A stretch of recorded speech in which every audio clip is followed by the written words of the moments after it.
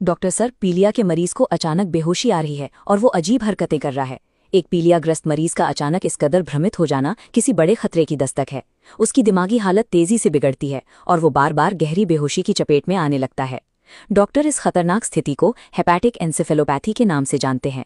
इस संकट के दौरान सारे लक्षण न्यूरोलॉजिकल यानी दिमाग से जुड़े नजर आते हैं, जबकि इस पूरी तबाही की असली शुरुआत पेट के अंगों से होती है। ये एक ऐसी स्थिति है जहां दिमाग के काम करने की क्षमता खत्म हो रही है। अगर तुरंत दफन न दिया जाए तो मरीज एक जानलेवा और स्थायी कोमा में जा सकता है।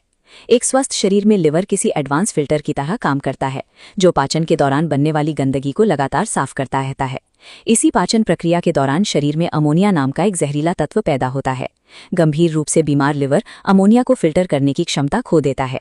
ये जहर ब्लड स्ट्रीम में शामिल होकर धमनियों से शरीर के ऊपरी हिस्सों में फैलता है। अंततः ये दिमाग की सुरक्षा दीवारों को तोड़कर न्यूरल पाथवेज के तालमेल को पूरी तरह अस्त व्यस्त कर देता है। मरीज का ये व्यवहार उसके अपने ही शरीर की अनफिल्टर्ड गंदगी से दिमाग के लगातार जहरीले होने का सीधा परिणाम है। शरीर में बढ़ते जहर का सबसे पहला बड़ा संकेत मरीज के सोने के समय में बदलाव है। वो दिन और रात के बीच अंतर करने की अपनी प्राकृतिक क्षमता खो देता है। जैसे जैसे टॉक्सिसिटी बढ़ती है, मरीज के हाथ पैरों की मांसपेशियों पर उसका नियंत्रण खत्म होने लगता है।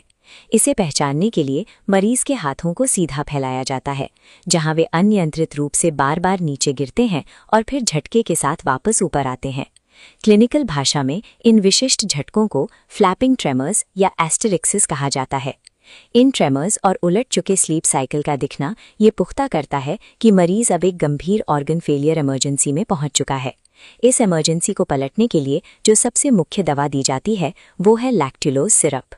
इस सिरप का बायोकेमिकल रोल सामान्य कब्ज के इलाज से कहीं ज्यादा जटिल और गंभीर है।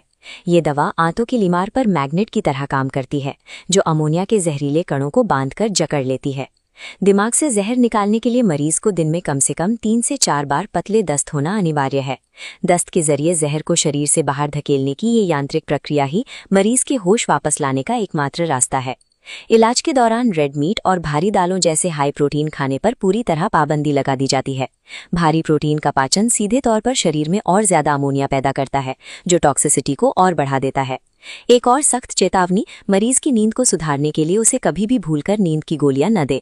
सेडेटिव्स दिमाग की गिरती हालत को छुपा देते हैं और मरीज को एक ऐसे कोमा में धकेल देते हैं जहां से लौटना नामुमकिन हो जाता है।